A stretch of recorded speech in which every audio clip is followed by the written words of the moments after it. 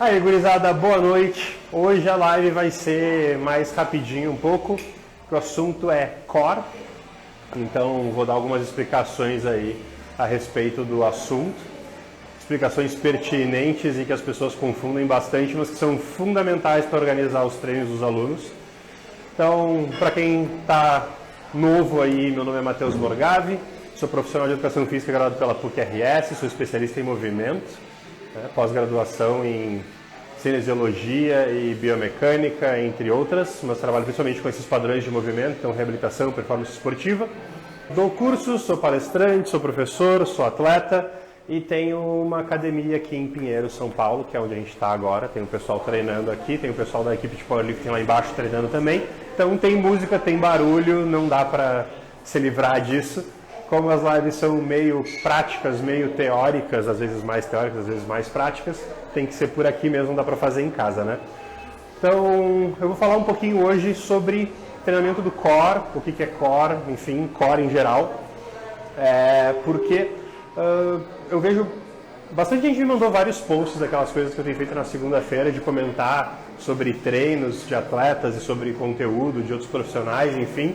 E bastante gente me mandou vários conteúdos relacionados a pranchas, pontes, abdominais, função do core, músculos do core, enfim, várias dúvidas e perguntando várias coisas. Então eu resolvi começar explicando sobre core para a gente ter um parâmetro inicial aí, beleza? Então, inicialmente, o que é core? Cara, tem bastante gente aí confundindo core com abdômen. Não é a mesma coisa, tá? Os músculos abdominais, eles fazem parte do core, mas o core tem muito mais músculos do que os músculos abdominais apenas. Então, o que é core, se não é abdômen? Core é composto por todos os músculos que fazem a estabilização do tronco. Então, toda a parte de tronco e quadril tem músculos que são do core. Todos esses músculos aí envolvem o core. Então, são 29 músculos. Eu, particularmente, não acho que eu lembre de todos.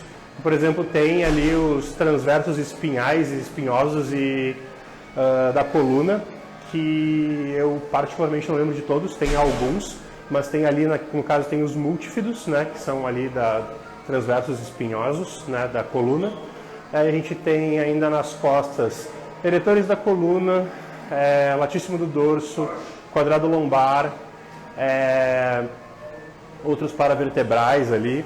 A gente tem ainda posterior glúteo máximo, glúteo médio, glúteo mínimo, isquiotibiais. Anterior ali a gente vai, e laterais e anteriores ali, mais quadril ainda, a gente tem tensor da face lata, a gente tem adutores, psoas ilíaco, reto femoral, a gente tem aí no tronco assoalho pélvico, diafragma, que são o diafragma é um músculo respiratório, mas tem uma função bem importante no core, vou falar sobre isso depois, assim como o assoalho pélvico, que tem função de sustentação de órgãos internos, enfim, mas também tem uma função importante aí no trabalho do core, na função de exercimento de função do core. Reto abdominal, oblíquo interno, oblíquo externo, transverso do abdômen. Acho que são esses que eu lembro, pelo menos são os principais. Deve ter mais aí uns 4 ou 5 que eu não lembro agora de cabeça, mas são muitos. Então, por que músculos, por exemplo, lá, quadril, perna, são músculos do core? Porque eles têm uma ação direta na estabilização do complexo lombopélvico e parte de lombar em relação a quadril também faz parte do tronco.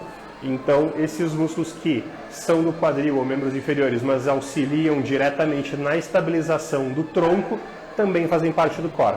Assim como esses músculos respiratórios e de sustentação interna aí do corpo que eu comentei, também fazem parte do core por motivos similares. Eles auxiliam diretamente na estabilização, né, do tronco, estabilização da coluna em geral. Então aí está a diferença, né, a grande diferença entre músculos do core e músculos do abdômen. Como vocês podem ver, os músculos abdominais ali são apenas reto abdominal, oblíquo interno, externo e transverso do abdômen. Os demais, todos os demais que eu citei, são músculos do core que não fazem parte necessariamente do abdômen. Inclusive, a gente tem músculos mais superficiais e músculos mais profundos, como vocês puderam ver. Então isso faz uma diferença bem grande. E aí, eu fiz uma lista de tópicos, então vou olhar no telefone de vez em quando, porque senão eu fujo muito do assunto. Então, qual a função? Como eu estava dizendo, a função principal do core é a estabilização do tronco. Então, a gente tem músculos específicos da cadeia anterior, da cadeia posterior, que fazem as estabilizações de antiflexão, anti-extensão. A gente tem esses cruzados, como múltifidos e oblíquos, por exemplo, que fazem a parte de estabilização antirrotacional. E a gente tem ali os subsistemas também. Eu não vou falar de subsistemas, eu vou só explicar porque eles existem. Aí eu vou mostrar. Mas tem os subsistemas também, que são os cruzados posteriores, anteriores, longitudinais, anteriores e posteriores também, que são músculos mais profundos que têm funções de anti-flexão lateral, enfim, que são importantes para agachar, levantar e na marcha, corrida também fazem estabilização na fase aérea do movimento, beleza? Mas eu não vou entrar muito em detalhes sobre isso, só para vocês saberem que eles existem. Estão inclusos nos músculos do core, mas eles são subsistemas porque eles fazem atuações diferentes do sistema principal ali de estabilização do tronco. Então o que acontece? Por exemplo, a gente tem essa função que é de estabilização. Então a gente tem, por exemplo, o reto abdominal, os gomos aqui na frente, que eles fazem justamente o papel de anti-extensão. Então tu contrai o abdômen, ele trava o tronco para que tu não tenha uma hiperextensão da coluna, hiperextensão do tronco. Musculaturas posteriores, como isquiotibiais, glúteos, eretores da coluna, enfim, eles têm a função de estabilização de antiflexão, ou seja, quando tu está com eles contraídos, tu não vai fazer a flexão do tronco.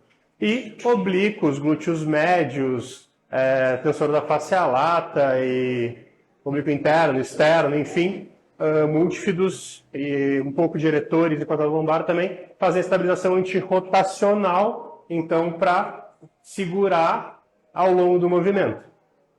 Então, a gente já separou aí a musculatura abdominal da musculatura do core, a gente já fez uma diferenciação, a gente já viu que eles estão músculos abdominais inclusos no core, mas nem todos os músculos do core são músculos apenas do abdômen, e a gente tem uma função.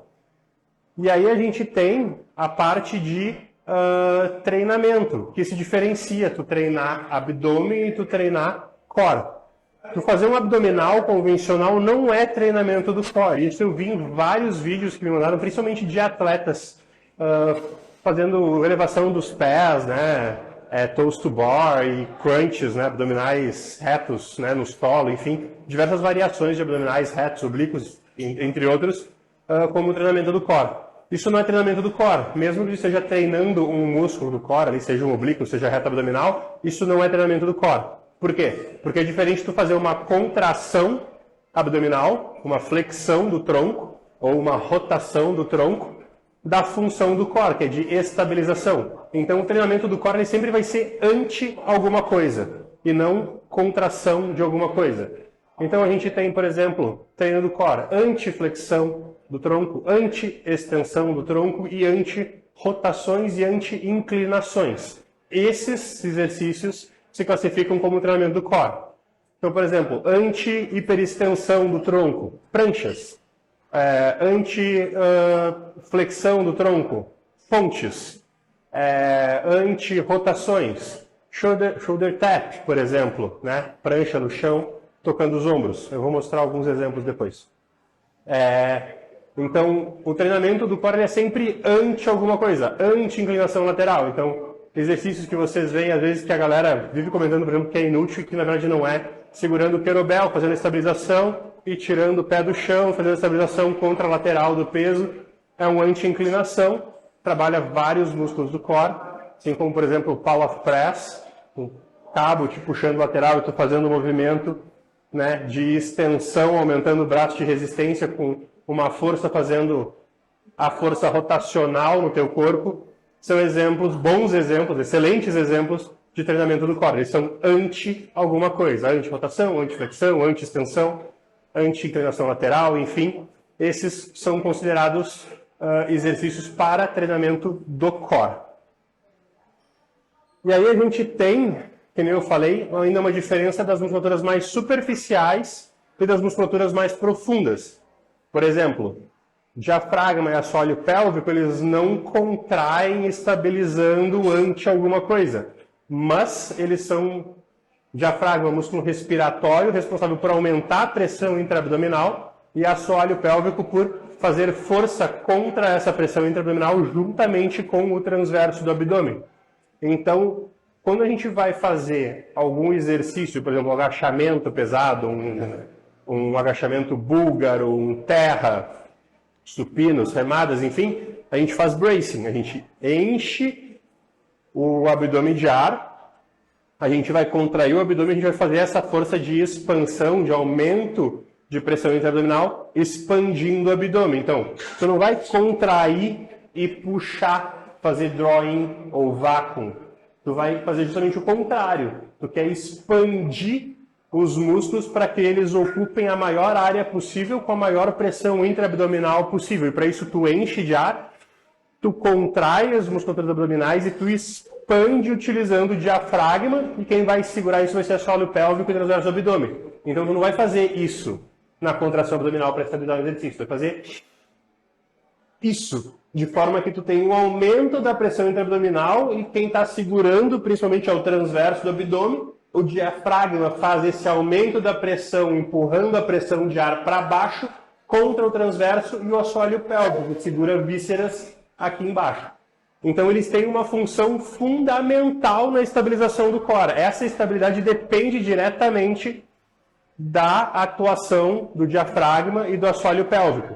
Então, entre milhões de outras funções que esses músculos têm, essa é uma das funções mais importantes que a gente tem, que é para conseguir sustentar essa pressão. Beleza?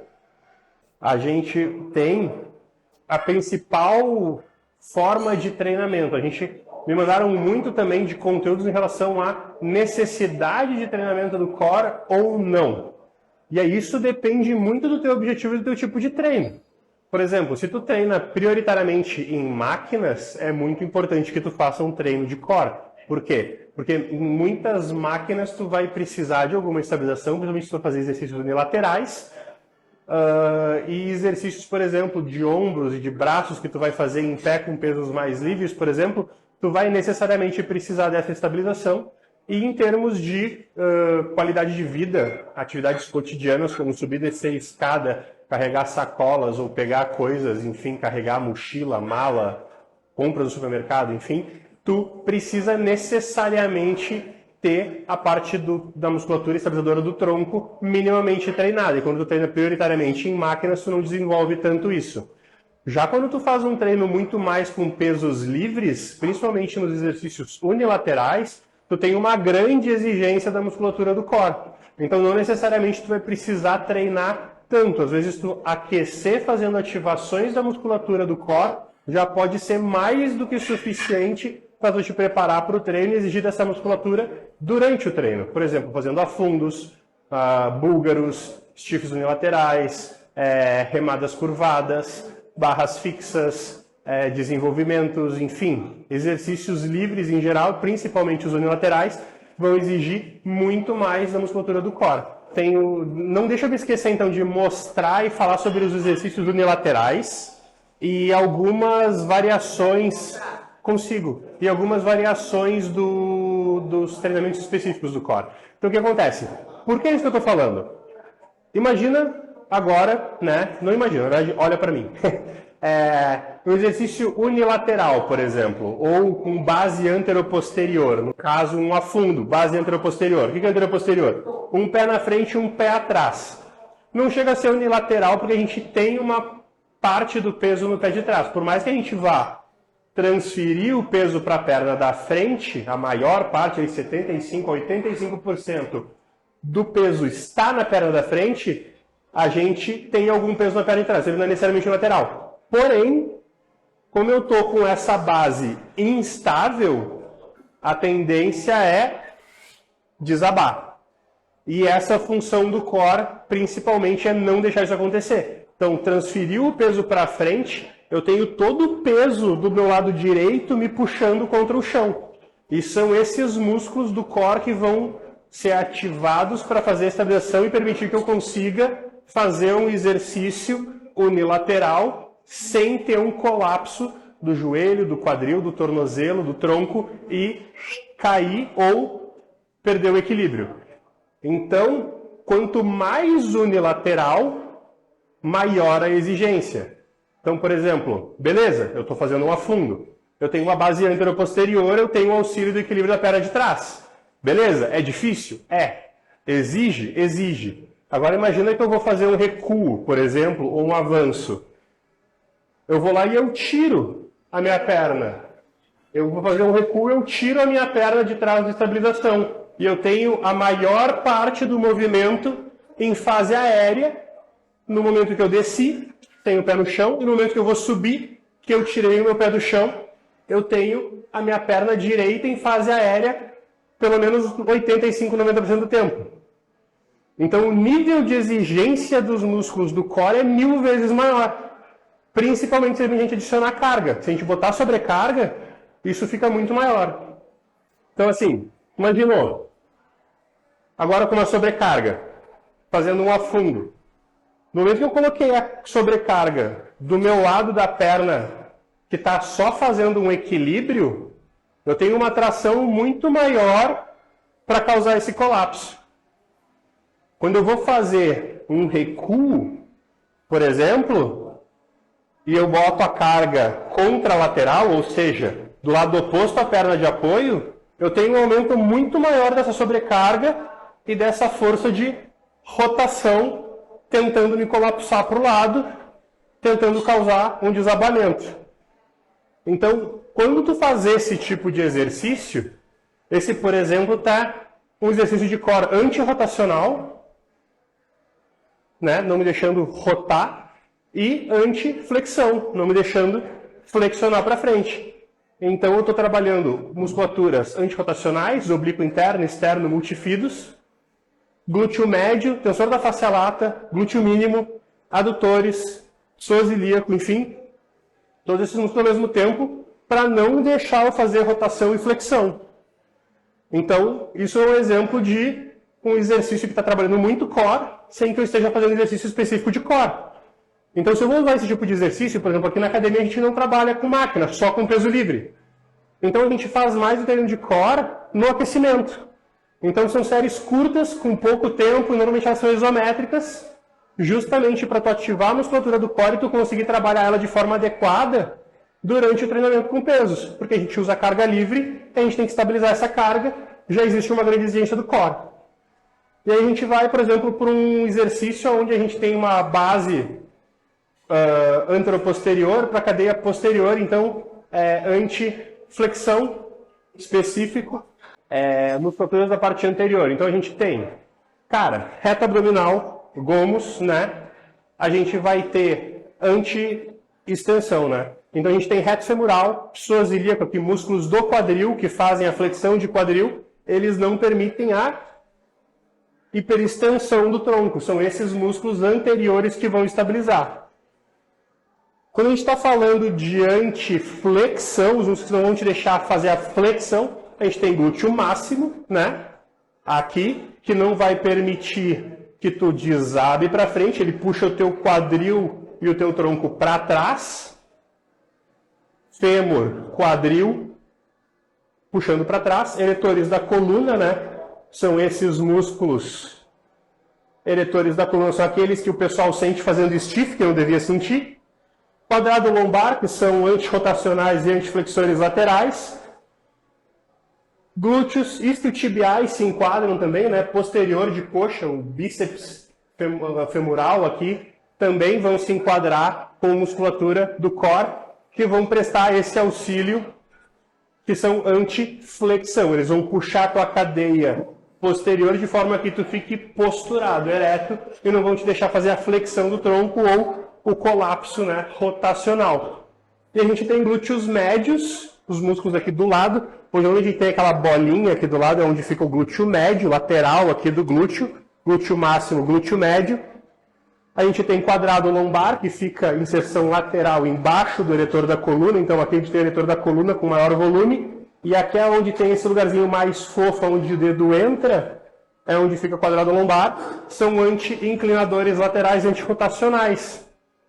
Então, eles não vão permitir as rotações e o colapso do quadril. O que é o colapso do quadril? Quando a gente vai fazer esses exercícios unilaterais, principalmente, o nosso desejo, a intenção é que o quadril fique alinhado, crista ilíaca e crista ilíaca alinhadas, né, os dois aqui do mesmo lado, da mesma altura. Um colapso do quadril seria isso aqui acontecer. Diga. Uma pergunta do Rafael. Manda. Se a prescrição de exercício de core não cobrir todos os lados de movimento do tronco, o aluno pode ficar com estabilização assimétrica?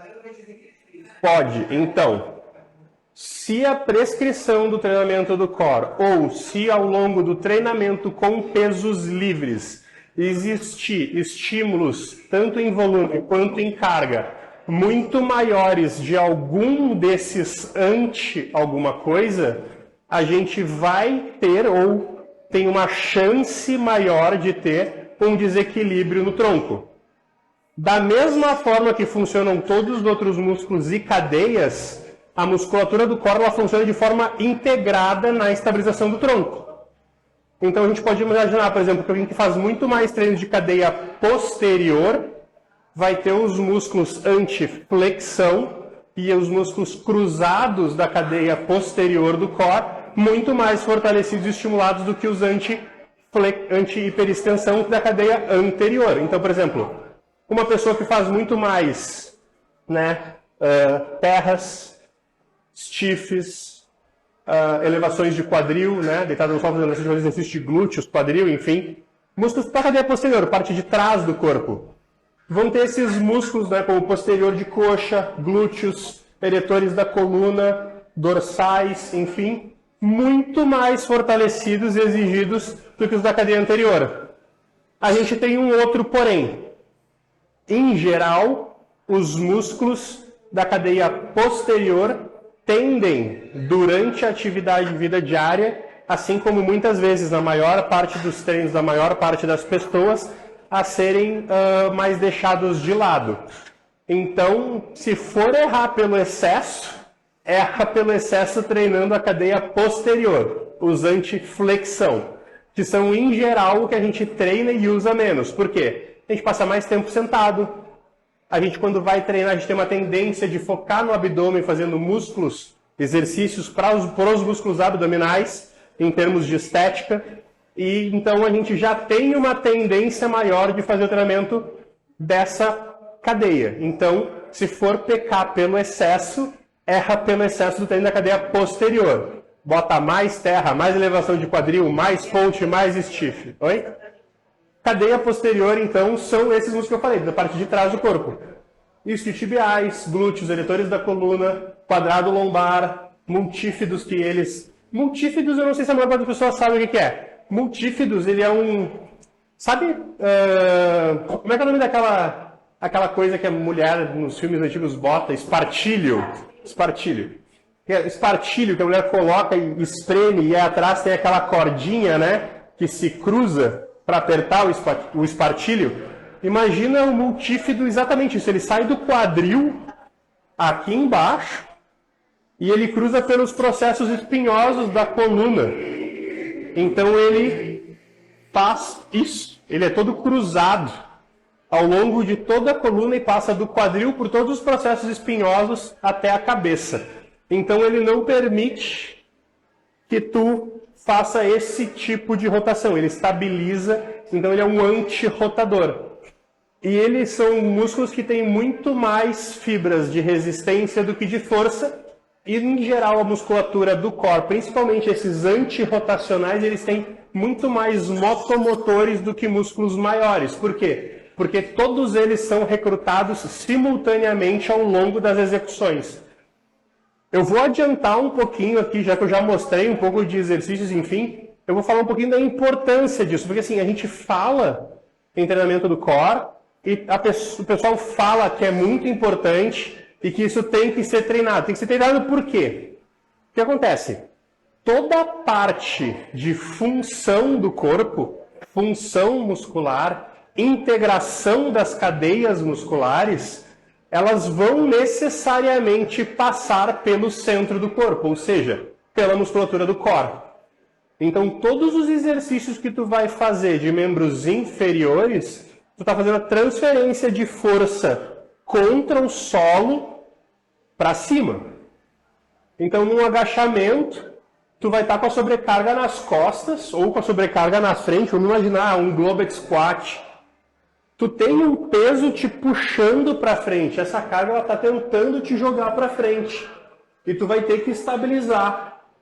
Só que não é só o tronco. Não é só o peso te puxando para frente para tu estabilizar. Tu tem que levar em consideração que no momento que tu fizer o agachamento, tu está transferindo força, empurrando o solo, e a força que tu empurra o solo, existe a força de reação do solo que te impulsiona para cima com a mesma força. Então, além de estabilizar essa carga, tu vai ter que estabilizar esse braço de resistência. Então, quanto mais próximo de mim, menor a exigência, e quanto mais afastado, maior a exigência. E tu tem que levar em consideração a aceleração e o aumento da força de atuação que a gente vai ter dessa sobrecarga ao longo do movimento. Então, tu não vai estar parado. Quando tu for fazer o agachamento, a tendência disso aqui te puxar para frente, te desequilibrar, é muito maior durante o movimento. Porque além dessa carga e do peso do teu corpo, tu tem a velocidade e tu tem que contrair tudo de forma integrada. Então, quando a gente fala na importância do treinamento do core, a gente está falando necessariamente da capacidade de ativação, da capacidade de força de estabilização e da capacidade de integração, da força e trabalho integrado de todos os músculos do corpo com o core. Porque é ele que vai sustentar o teu corpo ao longo do movimento, enquanto os membros periféricos, superiores e inferiores, braços e pernas, fazem força. Então, tu tem que ter função do core e a função intra e intermuscular, ou seja, dos grupos musculares em si e entre si, para estabilizar essa carga. Então, além da parte de estabilização do tronco, a gente tem que levar em consideração a estabilização da carga que a gente está movimentando. Fechou? Falou, Sebastião? Até. Então, quanto maior a sobrecarga, maior a carga de trabalho, maior a exigência do core. Então, quanto menos trabalho livre tu fizer, maior a necessidade de treinamento do core.